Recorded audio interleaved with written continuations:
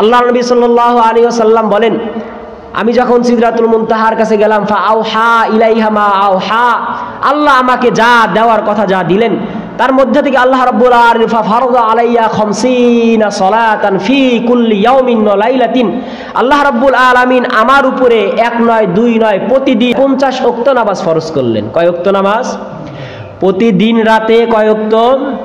50 ওয়াক্ত নামাজ ফরজ করলেন আল্লাহর পক্ষ থেকে। আমি এই নামাজ হাদিয়া পাওয়ার পরে যখন আস্তে আস্তে ষষ্ঠ আসমানে আসলাম, মূসা আলাইহিস সালাতু ওয়াস সালাম আমাকে জিজ্ঞাসা করলেন, মা ফরজাল্লাহু আলা উম্মাতিক, আল্লাহ তো আপনাকে ডেকে নিয়ে গেছিলেন, অবশ্যই আপনাকে কোন হাদিয়া দিয়েছেন, সুতরাং আমাকে বলুন আপনার উম্মতের উপরে আল্লাহ কি ফরজ করলেন।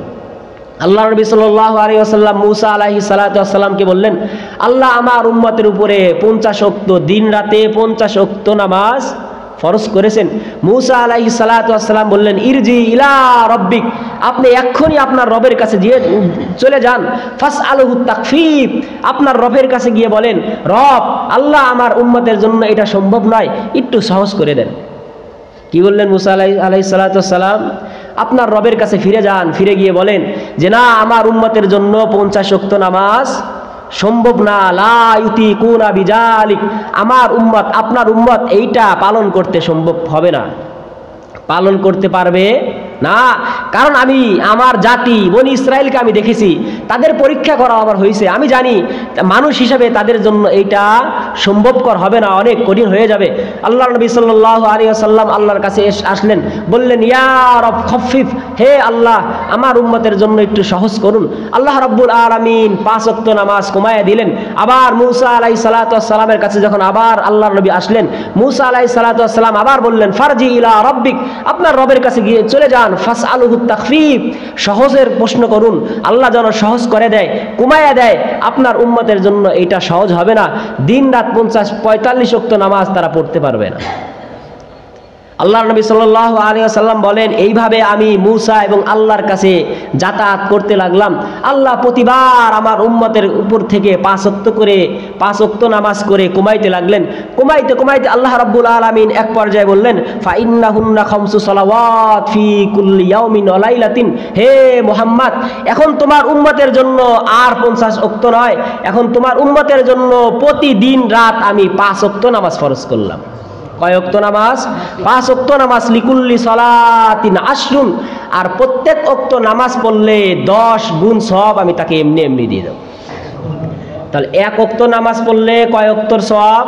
10 ওয়াক্তর সওয়াব। আল্লাহ বললেন, ফাযালিকা খামসুনা সালাতান, সুতরাং তোমার উম্মত যদি 5 ওয়াক্ত নামাজ পড়ে, এই 5 ওয়াক্ত নামাজ পড়ার সঙ্গে সঙ্গে আমি তোমার উম্মতকে 50 ওয়াক্ত নামাজের সওয়াব আল্লাহ আমি দিয়ে দেব। ওমান হাম্মা বি হাসানাতিন, আর তোমার যেই উম্মত একটা ভালো কাজে নিয়ত করবে, ফালাহু কুতিবাত লাহু হাসানাতুন, তার এই ভালো কাজ করার নিয়ত করার সঙ্গে সঙ্গে তার আমল নামায় একটা নেকি লেখা হবে। ফাইল্লাম ইয়ামাল হা, যদিও সে এখনো এই কাজ করে নাই। আল্লাহ কি বললেন? ওমান হাম্মা বি হাসানাতিন ফালাম ইয়ামালহা ফালাহু কুতিবাত লাহু হাসানাতুন, তোমার যেই উম্মত একটা ভালো কাজের নিয়ত করবে, নিয়ত করার সঙ্গে সঙ্গে যদিও ওই কাজ করে নাই, সঙ্গে সঙ্গে তার আমল নামায় কয়টা নেকি দিবেন? একটা নেকি দিবেন। আর যদি করে ফেলে ফালাহু আশরুন, করার সঙ্গে সঙ্গেই একটা কাজ করলে 1 নেকি আমি দেব না, তোমার উম্মতের জন্য বাজেট, তোমার উম্মতের জন্য দয়া করে মায়া করে তোমার খাতিরে একটা কাজ করলে 10 গুণ সওয়াব বৃদ্ধি করে আমি দেব।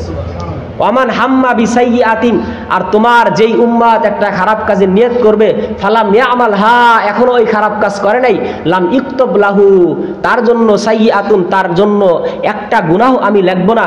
যখন সে একটা গুনাহ করবে, এই গুনাহ করার পরেই তার আমল নামায় একটা গুনাহই লিখব, অতিরিক্ত গুনাহ আর লিখব না। তাহলে আল্লাহ কি বললেন? তোমার উম্মতরে তো আমি 5 ওয়াক্ত নামাজ ফরজ করলাম, তবে না আমি কৃপণতা করব না, প্রথমে যেটা বলেছিলাম ওইটাই।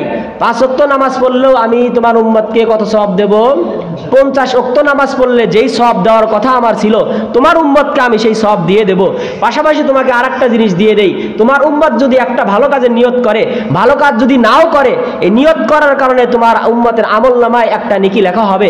আর যদি আমল করে ফেলে, তাহলে আমি আল্লাহ একটা নেকি দেব না, বরং একটা আমলের কারণে কয় নেকি দেব? 10 গুণ বৃদ্ধি করে দেব। আর যদি গুনাহের নিয়ত করে তাহলে আমি তোমার উম্মতের আমল নামায় গুনাহ লিখব না যতক্ষণ না সে কি করবে, গুনাহ না করবে। আর যদি গুনাহ করেই ফেলে তাহলে আমি আমলের হিসাবে 10 গুণ গুনাহ লিখব তা নয়, বরং যেইটা করবে, যে যত গুনাহ করবে ততটাই আমল নামায় লেখা হবে, এর বাহিরে এর অতিরিক্ত আমি লিখব না। তো এইখানে স্বাভাবিক একটা প্রশ্ন আমাদের মাথায় জাগে, তাহলে এই যে কল্পনা জল্পনা, যত জিনাহের কল্পনা, যত প্রেম প্রীতির কল্পনাই করি না কেন, যত বাজে চিন্তা করি না কেন, আল্লাহর তো ওয়াদা, আল্লাহ কি করবে না, গুনাহ লিখবেন না। সুতরাং মনের কল্পনা করে মনের স্বাদ নেই, সমস্যা কোথায়? নাকি মনে করেন? আল্লাহ তো তাই বললেন, ওমান হাম্মা বিসাইয়াতিন, তোমার উম্মত যে খারাপ কাজে নিয়ত করবে, লাম ইউক্তাব, তার আমল নামায় এই গুনাহ লেখা হবে না। সেজন্য মনের কল্পনা নিয়ে নেই, সমস্যা কোথায়? গুনাহ হওয়ার তো কথা না। তবে হ্যাঁ, এই জায়গায় আপনাদের একটা হাদিস শোনাই, বুখারী শরীফের 6243 নম্বর হাদিস। আল্লাহ নবী সাল্লাল্লাহু আলাইহি ওয়াসাল্লাম বলেন, ইন্নাল্লাহা কাতাবা আলা ইবনে আদম হাযযাহু মিনাজ জিনা আদরাকা যালিকা লা মুহালাতা ফাজিনাল আইনুন নজরু। তোমার উম্মত আল্লাহ রাব্বুল আলামিন বনি আদমের জন্য সে যা করবে ওইটাই অবশ্যই অবশ্যই আল্লাহ তাকে তার আমল নামায় লিখবেন। লা মুহালাতা, এর অবকাশ, এর থেকে বাঁচার অবকাশ নাই। ফামাই ইয়ামাল মিসকালা যাররাতিন খায়রান ইয়ারা ওয়া মান ইয়ামাল মিসকালা যাররাতিন শাররান ইয়ারা। তোমার বান্দার, আমার বান্দারা যতটুকু আমল করবে ততটুকু তার আমল নামায় অবশ্যই অবশ্যই পাবে। আবার যতটুকু গুনাহ করবে ওই গুনাহ ততটুকুই তার আমল নামায় লেখা অবশ্যই অবশ্যই হবে। সেজন্য আল্লাহ নবী সাল্লাল্লাহু আলাইহি ওয়াসাল্লাম বলেন, ফাজিনাল আইনুন নজর, যদি আমার কোন উম্মত চোখ দ্বারা খারাপ জিনিস দেখে, এই চোখ দ্বারা দেখার কারণে তার একটা চোখের জেনা হবে। অজিনাল কল, আর অন্তরের গুনাহ হলো যদি অন্তর দ্বারা খারাপ কোনো চিন্তা ফিকির করে তাহলে অন্তরের জেনার গুনাহ হয়ে যাবে। যদি পা দ্বারা, যদি জবান দ্বারা খারাপ কথা বলে তাহলে এই জবানের গুনাহ হবে। তাহলে এক হাদিস দ্বারা বোঝা যায় অন্তর দ্বারা নিয়ত করলে আল্লাহ কি করবেন না, গুনাহ লিখবেন না। বুখারী শরীফের অপর হাদিস দ্বারা বোঝা যায় যে না, অন্তর দ্বারা খারাপ কল্পনা করলেও অন্তরের কি হবে, গুনাহ হবে। এখন মুহাদ্দিসিনে কেরাম বলেন, বান্দা যদি অনিচ্ছায় যদি তার অন্তরে খারাপ চিন্তা ফিকির আসে, খারাপ চিন্তা ফিকির যদি চলে এসে যায়, সে ইচ্ছা করে অন্তরে ঢুকায় নাই, এমনি এমনি যে কোনোভাবে তার অন্তরে কুমন্ত্রণা, শয়তানের কুমন্ত্রণার কারণে অন্তরে খারাপ চিন্তা ফিকির যদি এসে যায়, এইটা আসার কারণে আল্লাহ আমল নামায় তার ওই বান্দার গুনাহ লিখবেন না। আর যদি সে ইচ্ছা করে খারাপ চিন্তা ফিকির করে, কল্পনা জল্পনা করে, জিনাহের কল্পনা জল্পনা করে, তাহলে অন্তরের এই ইচ্ছাকৃতভাবে ফিকির করার কারণে আমল নামায় কিসের গুনাহ হবে, জিনার গুনাহ লেখা হবে।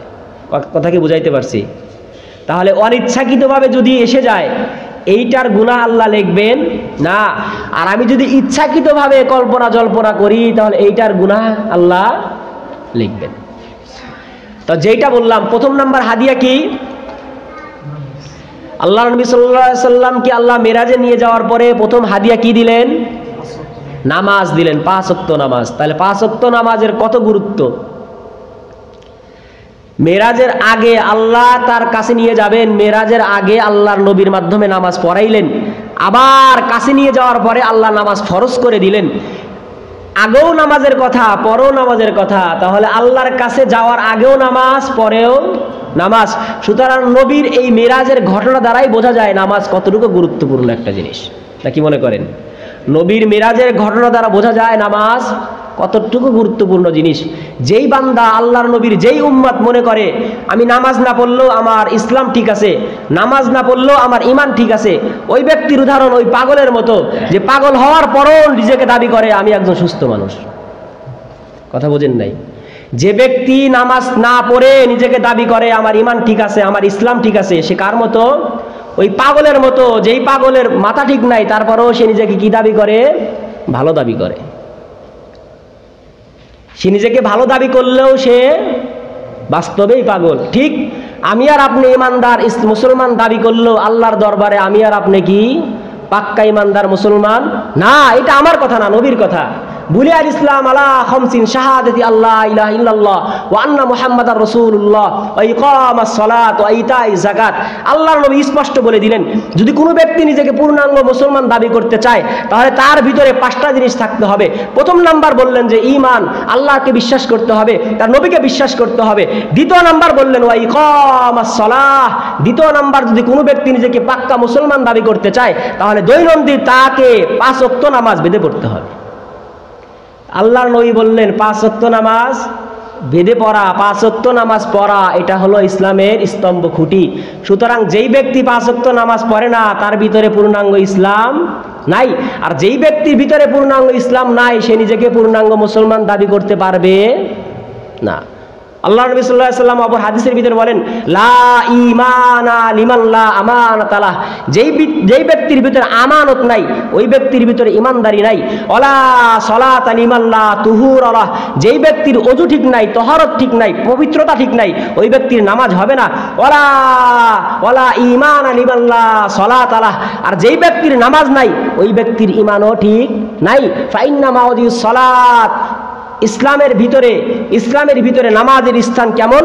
কামাউদিউর রাসি মিনাল জাসাদ, একটা শরীরের জন্য মাথা যেরকম ভাবে দরকার, মাথাবিহীন যেরকম ভাবে একটা শরীরের কোনো দাম নাই, ইসলামের ভিতরে ঈমানের ভিতরে একজন ব্যক্তির জন্য ঈমানের অবস্থা ঠিক ওইরকম।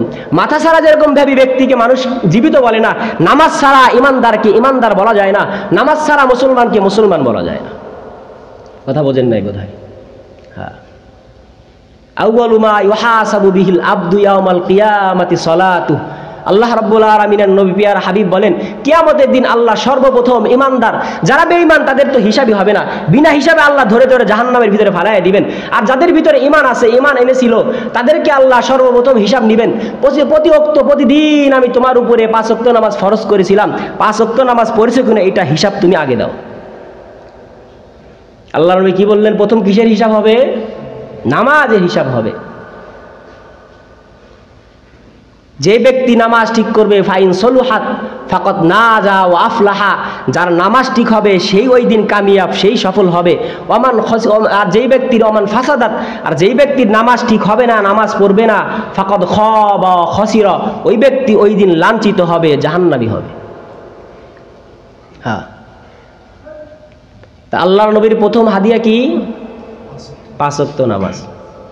আমরা তো আশিক রাসূল নিজেকে দাবি করি, নবীর অনেক বড় উম্মত দাবি করি, নবীর শাফাআত পাওয়ার তো সবার ভিতরে আশা আছে, সবার আকাঙ্ক্ষা মরার পরে আমার তো দয়াল নবী অবশ্যই আমার জন্য সুপারিশ করবেন। কেন এইটা মাথায় আসে না? দয়াল নবী তো দয়া পাওয়ার কথা বলে দিছেন, সুপারিশ পাওয়ার কথা তো বলে দিছেন, এই পন্থা অবলম্বন করলে সুপারিশ পাইবা, এই পন্থা অবলম্বন করলে আল্লাহ তোমার উপরে দয়া করবে, ওইটা আমার মাথায় আসে না কেন ভাই? হ্যাঁ, বাচ্চাদের কথা বাদ দিলাম, যুবকদের কথা বাদ, রক্ত গরম, যাদের চুল পেকে গেছে, দাড়ি পেকে গেছে, আপনারা কেন নামাজ পড়েন না? আমার এটা মাথায় আসে না। এখান দিয়েই যাতায়াত করেন আপনারা, আজানের আগে পর এখান দিয়ে যাতায়াত করেন। যুবকদেরকে বললে তারা বলে, রাগ করেন না কেউ, যুবকদের বললে তারা বলে হুজুর প্যান্ট ঠিক নাই, এটা বলে, মেনে নিলাম যুবক বয়সে প্যান্ট ঠিক না থাকতে পারে। বাবা আপনার কি সমস্যা বলেন? আপনার চুল পেকে গেছে, দাড়ি পেকে গেছে, আপনার কি সমস্যা বলেন? আল্লাহ তো আপনার চিঠি হাতে ধরাই দিছে যে বান্দা তোর মাথার চুল পেকে গেল, দাড়ি পেকে গেল, তোর চিঠি এসে গেছে মরার, আল্লাহ তো ধরাই দিছে। আমার মনে কেন আসে না ভাই? কোন আসলেই আসে না আমার। অনেক ভাবি যাদের চুল পেকে গেছে, দাড়ি পেকে গেছে, এই ব্যক্তিগুলো নামাজ পড়ে না কেন? আমার মাথায় আসে না, আসলে আসে না। যুবকরা খেলার ধান্দায় থাকে, বিভিন্ন ব্যস্ততা তাদের, মানে দেমাগের বিভিন্ন ব্যস্ততায় থাকে, বাস্তবেই থাকে। আমি তো বিবাহ করেছি, আমার সন্তান আছে, নাতি আছে, আমার মাথায় আমি কেন নামাজ পড়ি না? আমার মাথায় আসে না। এমনও মুরব্বী আছে দেখবেন যার সাংসারিক কাজ নাই, ছেলেরা কামাই করে, সে বসে বসে খায়। এই মুরব্বীও এমন আছে, আপনি খুঁজে দেখেন, তারাও নামাজ পড়ে না, 5 ওয়াক্ত, মসজিদে আসে না। বাড়ির হালত তো আমি জানি না, বাড়িতে 5 ওয়াক্ত পড়ে কিনা আল্লাহ ভালো জানেন। তো মসজিদে তো আপনারা মানে যারা আসেন না, আমিও জানি, যারা নিয়মিত আসে তারাও জানে, এটা তো আমি বলতে পারি। সেজন্য পায়ে ধরে বলি, রাগ করেন না, মানে অপমানিত হইেন না আমার কথায়। নামাজ ছাড়া ভাই উপায় নাই বাবা, নামাজ ছাড়া উপায় নাই, নামাজ ছাড়া কোনো উপায় নাই। এটা চোখটা বন্ধ করে একটু ভাবেন তো, আমি এখন যদি মারা যাই, এখন যদি মারা যায়, আমার কত সময় আমার বিবি আমার কাছে থাকবে, আমার সন্তান কত সময় আমাকে রাখবে? চোখ করে একটু বন্ধ করে হিসাব করুন। আমি এখন যদি মারা যাই, ঠিক 2 ঘন্টা 4 ঘন্টা সর্বোচ্চ 5 ঘন্টার ভিতরে আমাকে এই দুনিয়ার বুকে আর রাখবে না, দুনিয়ার ভিতরে দাফন দিয়ে দিবে। হ্যাঁ, চোখটা বন্ধ করে দেখেন, সে সারাংপুরে ওই কবরস্থানে ভিতরে আপনাকে ফালায় আসবে, আমাকে ফালায় আসবে নিশ্চিত। এর ভিতরে কোনো সন্দেহ নাই। একটা পাগলও এটা অস্বীকার করে না। আমি তো যাব ওইখানে, কখন যাব আমার হিসাব নাই, আপনিও জানেন আমিও জানি। এটা আমি আর আপনি বিশ্বাস করি, তারপরেও কেন আল্লাহর হুকুম পালন করি না? আমি তো ইমানদার, আমার বিশ্বাস এইটা আছে, আমি মরার পরে আমার হিসাব দিতে হবে। এই বিশ্বাস করি বিধায় আমি ইমানদার, বিশ্বাস করি বিধায় আল্লাহকে বিশ্বাস করি, এই বিশ্বাস করি বিধায় জুমার দিন নামাজ পড়তে আমি আসছি। এত বিশ্বাস করার পরও নামাজ কেন পড়েন না? মাথায় আসে না ভাই। সেজন্য পাও ধরে বলি, আর যাই করেন না কেন নামাজটা পড়েন, আর যাই করেন না কেন নামাজ পড়েন।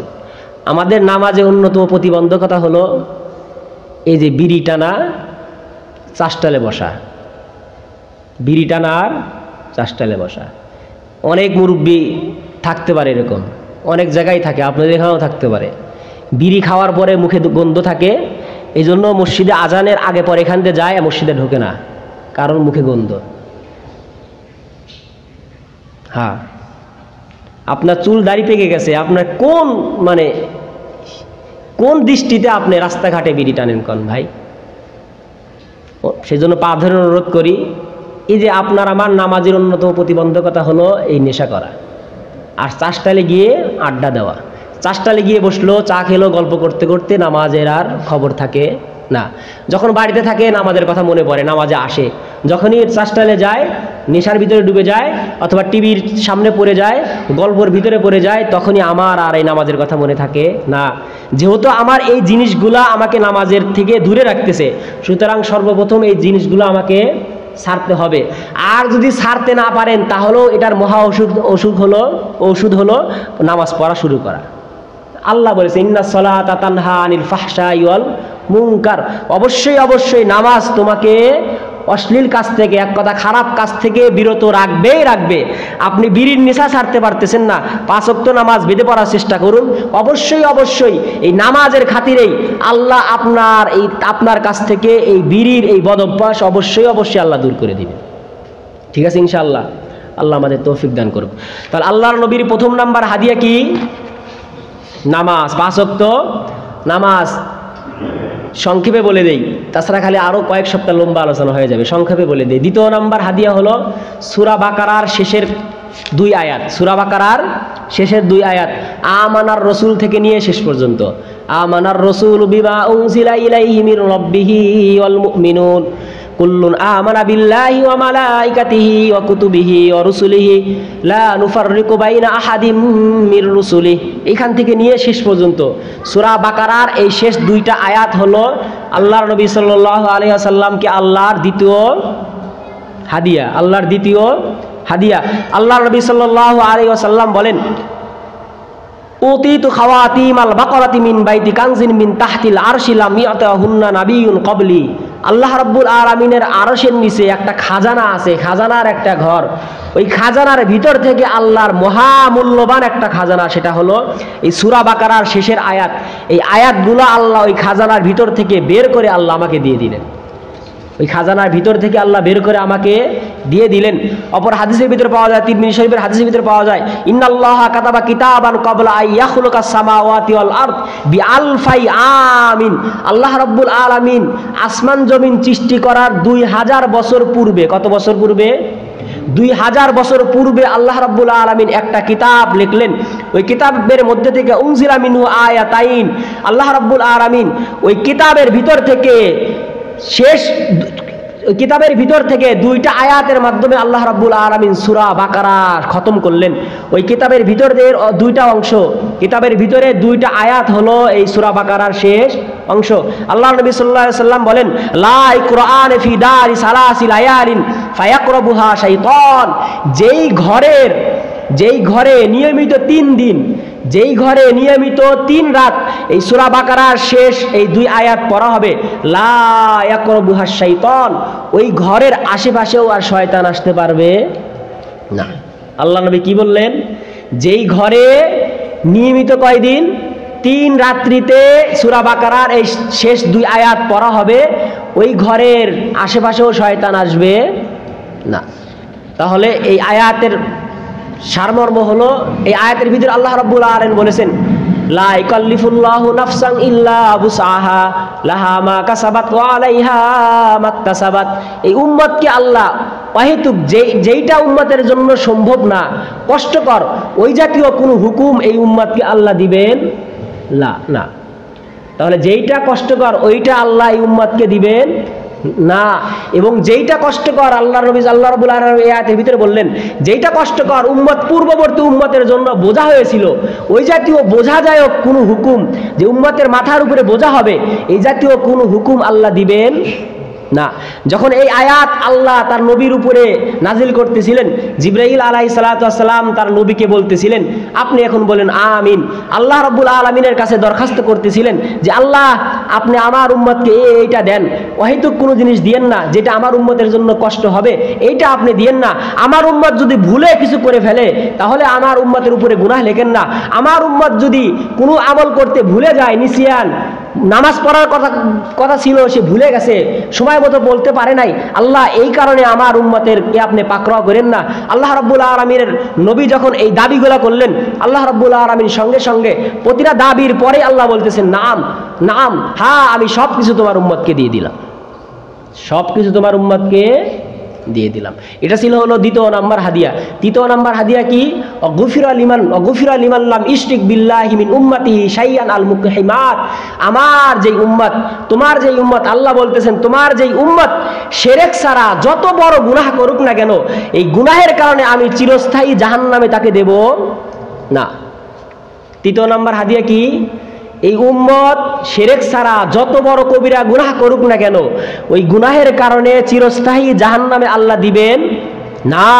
এটা যত বড় অপরাধ হোক না কেন, ওই অপরাধের শাস্তি দেওয়ার পরে আল্লাহ কোনো না কোনো দিন ওই জাহান্নাম থেকে বের করে জান্নাতে দিবেন। তবে কি করা যাবে না? শিরক করা যাবে না। যদি শিরক করে ফেলে, আল্লাহর ওয়াদা খেলাপি করবেন না। ইন্নাল্লাহা লা ইয়াগফিরু আইয়ুশরাকা বিহি ওয়া ইয়াগফিরু মা দুনা যালিকা লিমান ইয়াশা। আল্লাহর সাথে শিরক করলে আল্লাহর ওয়াদা, বান্দা আমি যতই দয়ালু হই না কেন, আমি রহিম, আমার রহমান, আমার এই রহমান নামের এই রহিম আমি ভুলে যাব, রহম আমি ভুলে যাব, দয়া আমি ভুলে যাব, ওই দিন আমি কহার রূপে ধারণ করব, ওই দিন বান্দা আমি তোমাকে মাফ করব না। যদি আমার সাথে শিরক করো, আমি এই যে সাগর পরিমাণ দয়া নিয়ে বসে থাকবো, তারপরও তোমার প্রতি একটু দয়াও আমার ভিতরে আসবে না। আল্লাহর কি ওয়াদা? যেই বান্দা আল্লাহর সাথে শিরক করবে, আল্লাহর ওয়াদা, ওই বান্দার প্রতি আল্লাহর যতই দয়া থাক না কেন, ওই বান্দার প্রতি আল্লাহ দয়া দেখাবেন না। কি করা যাবে না? শিরক করা যাবে না। শিরক ছাড়া আপনি যত বড় অপরাধ করেন না কেন, আল্লাহর পক্ষ থেকে আমার নবীকে হাদিয়া দিয়েছেন আল্লাহ, যত বড় অপরাধ আমি করি না কেন, আল্লাহ অবশ্যই কোনো না কোনো দিন অবশ্যই আল্লাহ আমাকে মাফ করে জাহান্নাম থেকে বের করে জান্নাতে দিবেন।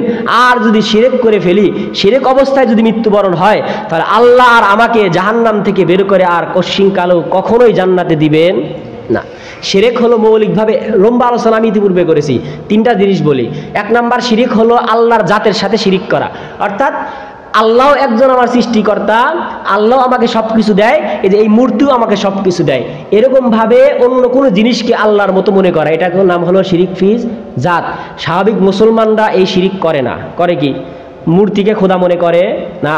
2 নাম্বার হলো শিরক ফিস সিফাত, আল্লাহর যেই গুণাবলী আছে এই গুণাবলী অন্য কোনো ব্যক্তি বা বস্তুকে দেওয়া, এটার নাম হলো আল্লাহর সাথে শিরক করা। শিরক ফিস জাত, শিরক ফিস সিফাত, আল্লাহর গুণাবলীর সাথে শিরক করা, এইটা মুসলমান করে।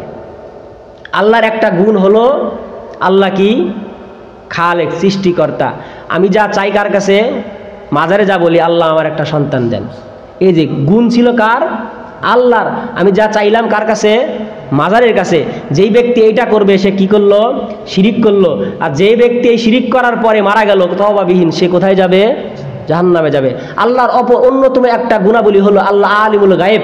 আল্লাহ নিজের থেকে সব কিছু এক মুহূর্তে কোথায় কি আছে না আছে একবারে সৃষ্টির আগে থেকে নিয়ে শুরু করে সব কিছু আল্লাহ সব কিছু জানেন। এক জায়গায় থেকে আল্লাহ সব কিছুই জানেন, সব কিছুর খবর রাখেন। এটার নাম হলো ইলমুল গায়েব, আলিমুল গায়েব, অদৃশ্যর জ্ঞান। আল্লাহ সব কিছুই জানেন। এইটার গুণ আমি আল্লাহকেও দেই, পাশাপাশি আমার নবীকেও দেই। আমার নবীকে আমরা কি মনে করি? আমার নবী হলেন আলিমুল গায়েব। এই যে আল্লাহর একটা গুণ আমার নবীর সাথে লাগাইলাম, যেই ব্যক্তি এইটা বিশ্বাস করবে সে কি করলো? শিরিক করলো। কি করলো? শিরিক করলো। আর যে শিরিক করলো সে কোথায় যাবে? জাহান্নামে। ঠিক আছে ইনশাল্লাহ। এই শিরিক থেকে আমরা অবশ্যই বেঁচে থাকবো। তাহলে আবার আমি বলি, আল্লাহ রাব্বুল আলামিন তার পিয়ারা হাবিবকে তার কাছে নিয়ে কয়টা হাদিয়া দিলেন? 3টা। 1 নাম্বার হাদিয়া কি? নামাজ, 5 ওয়াক্ত নামাজ। যে ব্যক্তি 5 ওয়াক্ত নামাজ পড়বে, আল্লাহ প্রথমে 50 ওয়াক্ত নামাজ ফরজ করেছিলেন, কমাইতে আল্লাহ কয় ওয়াক্ত আনছেন? 5 ওয়াক্ত। এবং পাশাপাশি আল্লাহ ঘোষণা দিয়েছেন, আমার যেই বান্দা, আপনার যেই উম্মত 5 ওয়াক্ত নামাজ পড়বে, আমি তাকে 5 ওয়াক্তর সওয়াব দেব না, বরং কয় ওয়াক্তর সওয়াব দেব? 50 ওয়াক্ত নামাজের সওয়াব দেব। দ্বিতীয় নাম্বার হলো সূরা বাকারার শেষ 2 আয়াত। এই 2 আয়াত অবশ্যই আমরা পড়ব। যদি পড়ার সৌভাগ্য না হয় আমার কাছে জিজ্ঞাসা করবেন, বা যে জানে তার কাছ থেকে সূরা বাকারার শেষ 2টা আয়াত শুনবেন, অর্থ বুঝবেন, বুঝে তারপরে আপনি যাবেন। ঠিক আছে ইনশাআল্লাহ। তৃতীয় নাম্বার হাদিয়া হলো শিরক করা যাবে না। শিরক মুক্ত যদি আমি থাকতে পারি, তার আল্লাহ অবশ্যই আমাকে কোনো না কোনো দিন মাফ করবেন। আল্লাহ আমাদেরকে এই 3টা জিনিস বোঝা এবং আমল করা তৌফিক দান করুক। ওয়া মা তাওফিক ইল্লা বিল্লাহ।